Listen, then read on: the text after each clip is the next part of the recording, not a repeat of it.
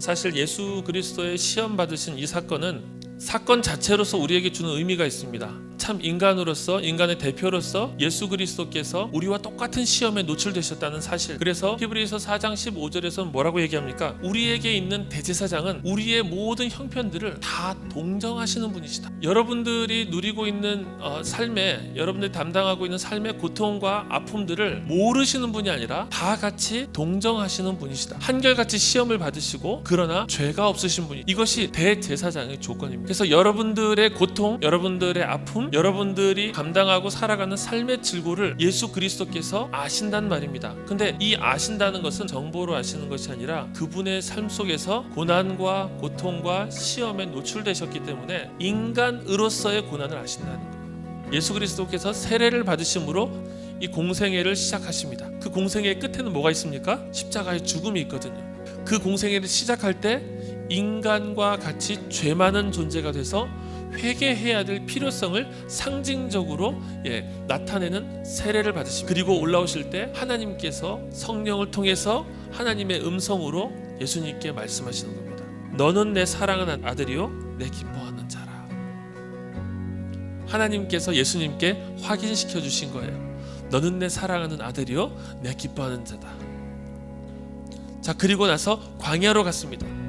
배가 고픈데 하나님께서 배를 채워주시는 것이 아니라 40일 금식을 하면은 배가 너무나 고픈 예수님께서 인간의 삶 그대로, 말 그대로 인간의 삶을 사신 거죠. 40일을 금식하면 어떻게 됩니까? 흉한 몰골이 되고 침은 바짝바짝 마르고 눈은 퀭해져 있고 그런 상태죠. 그러니까 인간으로서의 아름다운 용모가 다 사라져버린 이 상태입니다. 아무런 공급이 없었던 상태. 그때에도 하나님의 아들인가? 사단이 묻는 거예요. 너가 만일 하나님의 아들이라면 너를 스스로 배부르게 해라. 사단은 이야기합니다.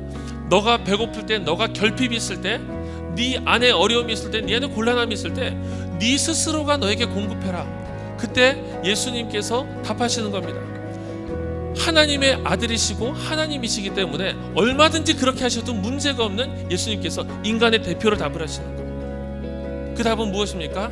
인간이 살아가는 것은, 사람이 살아가는 것은, 인간의 생존의 근본 목적은 하나님의 말씀에 있다. 그분의 말씀을 따르는 것이고 그분의 말씀에 의해서 살아가는 것이다. 스스로가 공급하고 스스로가 충족하고 너의 능력을 가지고 살아가라. 여러분, 그런 면에서 이 세상은 생존의 전쟁입니다. 생존의 전쟁이에요. 계속 이 젊은 세대가 고민하게 만드는 건 뭡니까? 어떻게 먹고 살 것인가. 누군가가 사람들이 다 뭘 하는 것 같은데 내가 뭘 못할 때, 취업, 결혼하고 나면 자녀 교육, 계속 사회적 생존의 벽에 부딪히는 거예요. 그리고 그것이 충족되지 않을 때는 죽었다고 느끼게 만들어요. 여러분, 그래서 우리가 공부 열심히 하는 것 중에 한 가지 이유는 뭡니까? 사회적인 생존이 가능할까 하는 두려움이에요. 다른 사람들이 다 앞서가는데 나 홀로 도태되지는 않을까? 뭐라도 하는 겁니다. 방학이 되면은 뭐라도 하나는 하는 거예요. 방향과 목적과 같이 생각하지 않고 어쨌든 좋다고 하면 뭐든지 하게 되는 거예요. 왜 그렇습니까? 사회적 생존을 위해서. 예수님이 인간의 죄의 구조, 인간의 악의 구조, 사단의 통치라고 하는 인간의 구조 속에 들어가셨습니다. 그때 예수 그리스도께서 이 사단의 유혹들을 깨뜨리신 방편이 무엇이었습니까?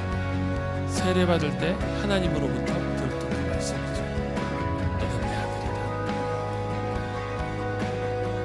그리고 이곳에서, 이 본문 속에서 예수님은 철저하게 아들로 사신 겁니다. 여러분, 아들은 뭡니까? 아빠에게 능력이 있기 때문에 아빠의 자산을 점검하는 게 아들입니까? 아니에요. 아들은 아버지의 통치와 아버지의 권세 아래서 많은 것을 할 수 있음에도 불구하고 그 관계가 사랑의 관계이기 때문에 아버지의 뜻 안에 머물러 있는 거예요. 예수님께서는 철저하게 아버지의 뜻 안에 머물러 있으셨습니다. 여러분들은 하나님의 자녀입니다. 이 자녀라는 정체성이 얼마나 강한지 아십니까? 죄의 유혹이 다가오고 내가 내 마음대로 살고 싶을 때 그때 나를 붙잡아주는 것은 정체성이에요. 여러분들의 부모, 여러분들의 가정, 여러분들의 학벌, 여러분들의 출신지, 여러분 그것이 여러분들을 잡아주지 않습니다.